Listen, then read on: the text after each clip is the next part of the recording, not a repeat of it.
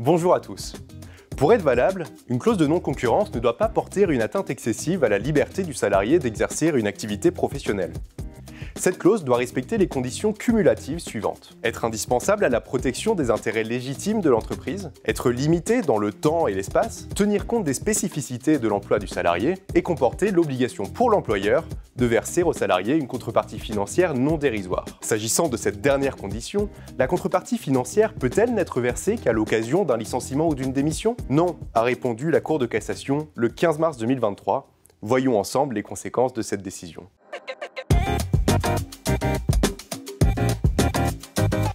À la suite de son licenciement pour faute grave, un salarié engage une action pour obtenir le paiement de la contrepartie financière de la clause de non-concurrence qui figurait dans son contrat de travail. Le juge déboute l'intéressé de sa demande, au motif qu'en application de son contrat de travail, l'indemnité de non-concurrence ne doit être versée qu'en cas de rupture à l'initiative du salarié, ce qui n'est pas le cas ici, puisqu'il a été licencié. La Cour de cassation casse la décision. Selon elle, une telle clause est nulle car elle méconnaît la liberté fondamentale du salarié d'exercer une activité professionnelle. La contrepartie pécuniaire est due, quelle que soit la qualification de la rupture. Il n'est donc pas possible de réserver le montant à certains cas de rupture du contrat. La Cour de cassation avait déjà jugé, le 31 mai 2006, que la contrepartie financière prévue uniquement en cas de rupture à l'initiative de l'employeur, par exemple en cas de licenciement, n'est pas valable. En 2018, la Cour de cassation avait jugé que si la convention collective nationale prévoit une contrepartie financière minimale de la clause de non-concurrence en cas de licenciement ou de démission,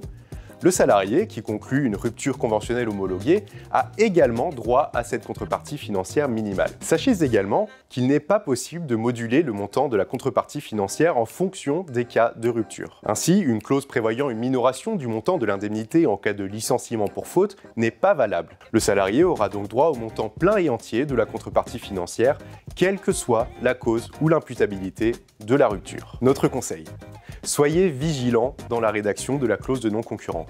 Respectez bien les conditions exigées qui sont citées au début de notre JT. Ces conditions étant cumulatives, si une seule d'entre elles fait défaut, la clause de non-concurrence est nulle.